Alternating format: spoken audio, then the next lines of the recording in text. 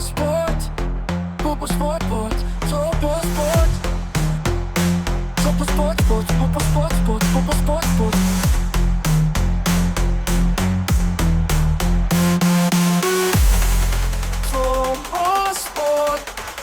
سلام زخبركم تخطتلتي على توزينا سبورت انه سناي مكتتال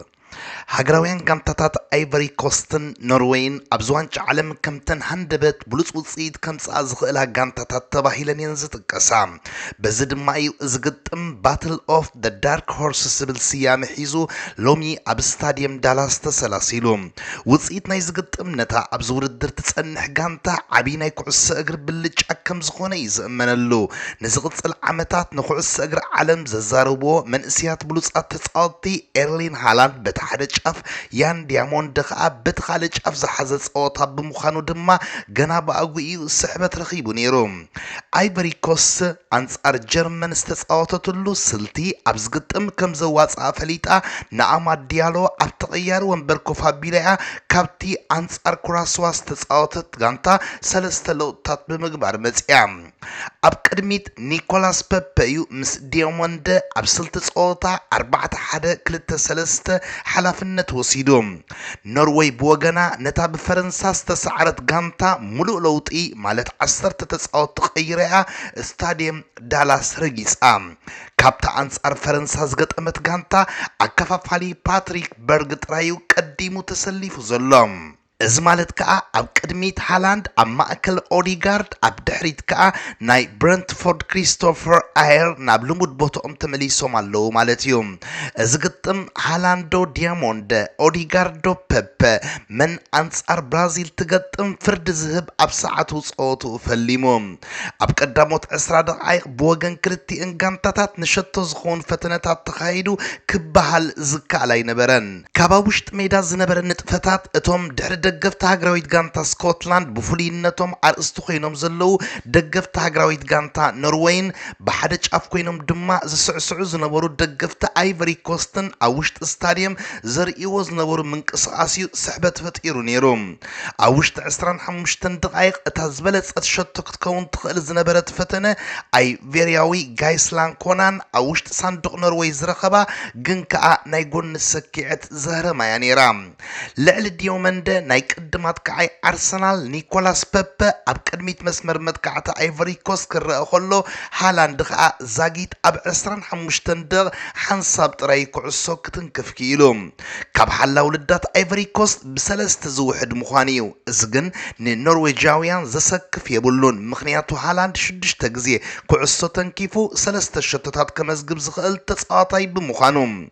ايفري كوست اب تاريخنا فلما غزي كمدب حليفا كاب قطماودي كم حلاف كا كالتوسع تاريخ المسرح برأس متأمان تجمرتن اب ماكل ميدا بفرانك سيجيرا عبلالنت حيزا نهالاند كاب صوتا وصان تجبرتن دحر 35 دقائق استبرابرت نروي عجنيرا نروي أما بس 39 دقائق كاب زينة برت غانتا بمنجدي أنطونيو نوسا مريحنت تتحزا بلستشتو مزجيبا متصبغة اتصوتا زيت السنة شتو معنيرا زخونة تخونجن نروي مسحمق الجمامرة مريحنت حيزا نعرف تخطوط أخ إلى التام ابزوان عالم كابزدوم قزلو من سيات تصاوت زخونه نوسا ابصقاماي لدات ايفري كوست كوينيو بوشت يمانيت اغرو اناتت اويت خير كعس قليعو نتل على عقمو تمتيتو زنبره حلا ولدات فافانا سعيرو شطو صيروا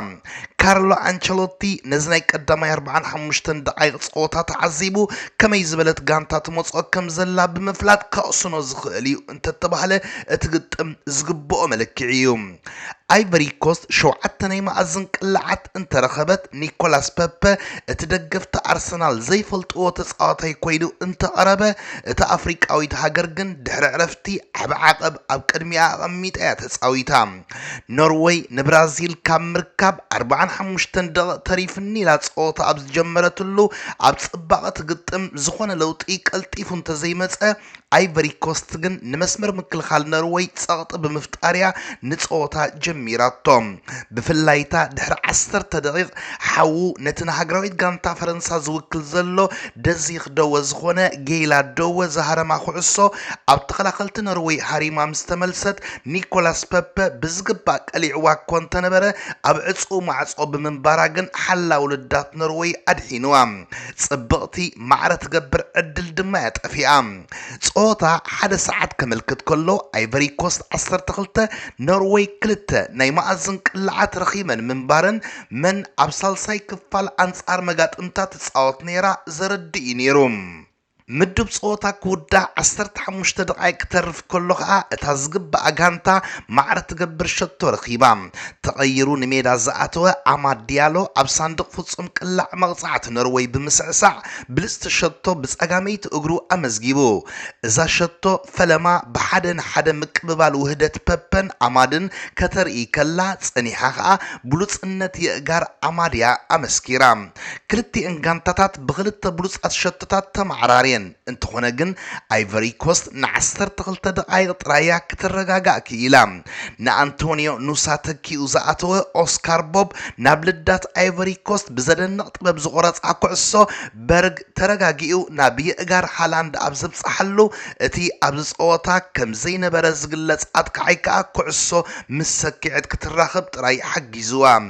እዛ ሸቶ ሃላንድ ኣብ ልክዕ ቦታን ኣብ ልክዕ ግዜን ብምጽንሑ ደኣ ብሽሙ ተመዝጊባ እምበር ኦስካር ቦቢ ክምጎሰላ ዝግባ ካብ 53 ጸወታታት 60 ሸቶታት ንሃገሩ ኣመዝጊቡ ዘሎ ሃላንድ ከዓ ኣብ ታሪኽ ዋንጫ ዓለም ኣብ 3 ቀዳሞት ጸወታታት ሸቶ ዘመዝገበ ሳልሳይ ተጻዋታይ ኮይኑሎ ንቕላዕ መቕጻዕቲ ኣማድ ዲያሎ ሓላ ውልዳት ኖርዌይ ድሕሪ ምድሓኑ እቲ ግጥም ብዓወት ኖርዌይ 2-1 ተወዲኡ ኖርዌይ ንብራዚል ንምግጣም ትዳለወሉ ግዜ ተቋምት አይቨሪ ኮስት ካካ ዋንጫ ዓለም 2026 ትግለፍ ኖርዌይ ኣብ ታሪኻ ንፈለማ ግዜ ናይ ኣውዲቕካ ምሕላፍ ግጥም ዋንጫ ዓለም ዓወት ኣመዝጊባላ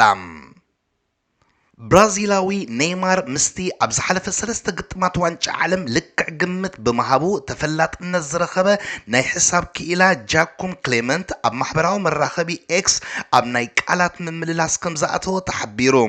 እቲ ጀርመናዊ ኣብ ዝግጥም ኣውዲቕካ ምሕላፍ 32 ሃገራዊት ጋንታ ጃፓን ንሃገራዊት ጋንታ ብራዚል ክትግልፈ ክብል እዩ ኣቐዲሙ ገሚቱ ነይሩ ጃፓን ቀዲማ መሪሕነት ምዝሓዘትን ክሳብ 95 ደቂቃ ማዕረ ሓደ ብሓደ ምጸንሓ ከዓ ግምት ናይ ክሌመንት ግዲ ሓቂ ክኸውን እዩ ዘይተባህለ ይነበረን ይኹን እምበር ማርቲነሊ ኣብ ሞት ሰዓት ንጃፓን ቀፂዕዋ ብድሕሪ እዚ ከዓ ኔይማር ኣብ ናይ ኤክስ ሕሳቡ ነቲ ጀርመናዊ ኣብ ዝመጽእ ግጥም ዋንጫ ዓለም ፈትን በጃኻ ክብል እዩ መልሲ ሂብዎ ክሌመንቱን ብቕልጡፍ ሃገራዊት ጋንታ ሆላንድ ንዋንጫ ዓለም 2026 ክትወስዳ ኢሉ ንዝሃቦ ግምት ክዝክሮን ኣብ ፍጻመ ድማ ንሳ ከም ትረኽቦምን እዩ ሓቢርዎ ኔይማር ከዓ ድሕሪ ግጥም ሞሮኮን ኔዘርላንድን ሕጂውን ኣይረኸብካያን ክብል ተላጊጹሉ ጃኪም ክሌመንት ኣብ 2014 ጀርመን 2018 ፈረንሳ 2022 ከዓ ኣርጀንቲና ጽዋ ዋንጫ ዓለም ክወስዳ ኢሉ ኣቐዲሙ ገሚቱ ብምዕዋቱ ሎማ ዓመት ከዓ ኔዘርላንድ ብምባሉ ንብዙሓት ደገፍቲ ጋንታ ዓበ ተስፋይ ሂቡ ነይሩ ሕጂ ግን ቅማርኡ በኣግኡ ጌጋ ኮይኑሎ አርሰናል ንብራዚላዊ አከፋፋሊ ኒውካስል ብሩኖ ጉሜሬስ ንምፍራም ዝሕደረቶ ድሌት ክደፍ አሉ ብዙሓት ምስታ ጋንታ ቅርበት ዘለዎም ወገናት እዮም ምኽሮም ዝልግሱ ዘለው ዋላ እኳ ኣርቴታ ነዚ ተጻዋታይ ናብ ኤምሬትስ ንኸምጽኦ ድሌት እንተሃለዎ ኒውካስል ግን እቲ ቀንዲ መሳርሒ ኣብ ምዃኑ ክትሰዶ ዘለዋ ተኽእሎ ጸቢ ምዃኑ እዩ ዝንገር ጉሜሬስ ካብ ሊዮን ብ35 ሚልዮን ፓውንድ ናብ ኒውካስል ምስ መጸ ኣብ ጥሪ ናይ 2022 ዓባይ ጋንታ ክንከውኒና ብምባል ዝሃቦ መግለጺ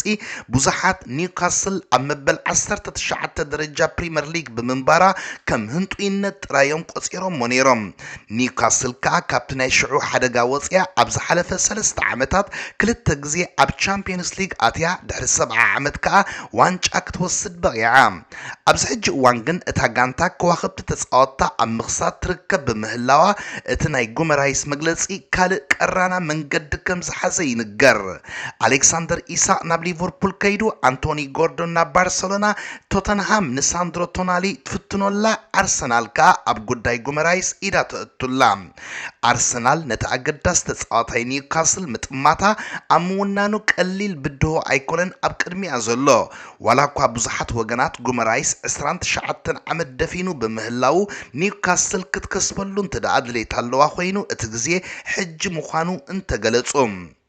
ጉመራይስ ትማሊ ነታ ንብራዚል ናብ ጽጽል ግጥማውዲ ካምሕላፍ ዘስከረስ ሸቶ ጋብሪኤል ማርቲኔሊ ድሕሪ ምስርሑ ድማ ደገፍቲ ጋነርስ ሓለፍቲ ዕድግታ ጋንታ ቁልጡብ ስጉምቲ ክወስዲኦም ዝጽውዑ ዘለዉ ኣብ 4 ጸወታታት ዋንጫ ዓለም 4 ኣሲስት ንዝገበረ ተጻዋታይ ተቀላጠፉሉ ምባል ድማ ቅቡል ምዃኑ ይዝእመን ኒውካስል እተጻዋታይ ሓለቃ ጋንቶም ኣብ ርእሲ ምዃኑ ንሱ ኣብ ዘይህልወሉ ዝገጥማ ስዕረት እናዘከረ ድማ ምስ ኣርሰናል ክትዘራረብ ክትፍትን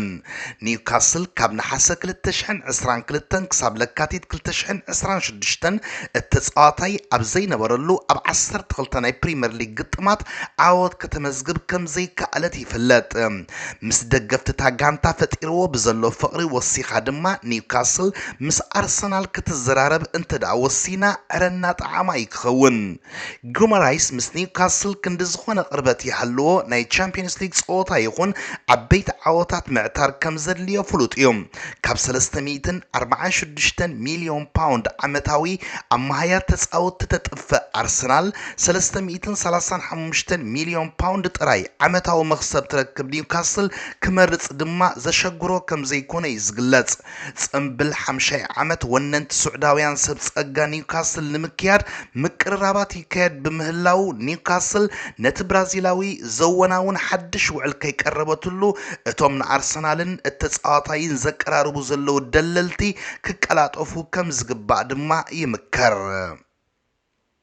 ኢጣልያዊት ኤስ ሚላን ናይ ገዛ ርእሳ ክብረ ወሰን መስርሕ ምስጋር ተጻወት ብምስባር ነትከዓይ ፒኤስጂ ጎንካሎ ራሞስ ዋንነታ ከም ዝገበረቶ ብወግዕ ተረጋጊጾም እቲ ወዲ 25 ዓመት ተጻዋታይ ኣብ ዋንጫ ዓለም ከለያ ሚላን ምስ ሓድሽ ኣሰልጣንያ ሩበን አሞሪም ኮይና ቤን መጽያ ከይተባህለት ነቲ መስርሕ ወዲኣቶም ጎንካሎ ራሞስ ዋላኳ ምስ ፒኤስጂ ኮይኑ ክልተ ግዜ ጽዋዕ ቻምፒየንስ ሊግ ኤውሮፓ እንተወሰደ ኣብታ ናይ ፓሪስ ክለብ ምስ ቀዳሞት 11 ተሰለፍቲ ዝጻወተሉ ዕድል ክረክብ ዘይምኽኣሉ ግን ክወጽእ ከም ዝወሰነ ይዝሕበር ኤስ ሚላን ነስተጻዋታይ ንምውናን ነቲ ብ49.5 ሚሊዮን ዩሮ ብራፋኤል ሊዮ ተታሒዙ ዝነበረ ክብረ ወሰና ብምስባር 74 ሚሊዮን ፓውንድ ከም ዘጥፈእትሉ ይዝሕበር መሸጣ ራሞስ ፒኤስጂ ንዲያሞንድ ንምዕዳግ እኹል ፊናንሳዊ ሓገዝ ኮይኑዋ ከም ዘሎ ይዝግለጽ ፕሬዚደንት ፒኤስጂ ናስር አልኸሊፋ በአካል ምስ ሓላፊ ሬድ ቡል ኦሊቨር ሚንዝላፍ ተራኺቡ ንመስርሕ ምስግጋር እቲ አይቮሪያዊ ይዘራረበሉ ከም ዘሎ ይግለጽ ፒኤስጂ ንራሞስ ሸይጣ ንዲያሞንድ ኸኣ ናብ ሕቕፋ ኣብ ምእታው ኣብ ትርከበሉ ዘላ መድረኽ ብሉጽ መንእሰይ ተጻዋታያ ብራድሊ ባርኮላ ኸኣ ንመሸጣ ኣይክቐርብ ኒላ መግለጺ ሂባላ እዚ ኩሉ ድማ ሊቨርፑል ብማዕዶ ኮይና ትዕዘቦ ዘላ ባርኮላ ብሊቨርፑልን አርሰናልን ተጠሚቱ ዝነበረ ተጻዋታይ እዩ ፒኤስጂ ኣብ ኩሉ ዕውት ኮይና ትወጽእ ኣላ ድማ ይበሃለላሎ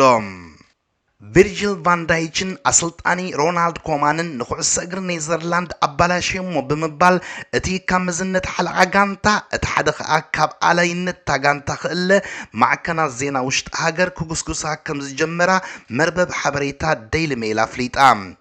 ዲ ቴሌግራፍ ዝተባህለት ማዕከን ዜና ኔዘርላንድ አንጻር ሞሮኮ ክትከላኸል ኢላ ክትጻወት ንኽብርቲ ሃገር ዘይሕልውን ዘሕፍርን ብምባል ናይ ዝተሓታት ድማ ቫን ዳይችን ኮማንን ምዃኖም ጽሒፋላ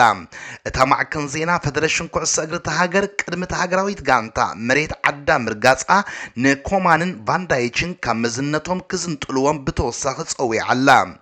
ዲ ቴሌግራፍ ኮማን አሰልጣኒ ሃገራዊት ጋንታ ካብ ዝኸውን ኣብ ውሽጢ 4 ዓመታት ብመሳልል ፊፋ ምስ ቀዳሞት 25 ጋንታታት ንዝስራዓ ጋንታታት ክስዕር ዘይከኣለ አሰልጣኒ ብምባልያ ትነቕፎ ዘላ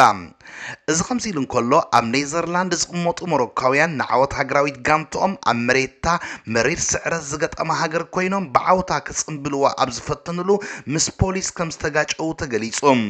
ፖሊስ ሆላንድ እቶም ሞሮካውያን የእማንን ሓውን ናብ ፖሊስ ክድርብዩ ምጀመሩ ናይ ምእሳር ስጉምቲ ክወስዱ ከም ዝጀመሩን ኣብ ጎደናታት ኣምስተርዳም ከዓ ሃድን አንጭዋን ድሙን ከካይዱ ከም ዝወግሖም እዮም ኣፍሊጦም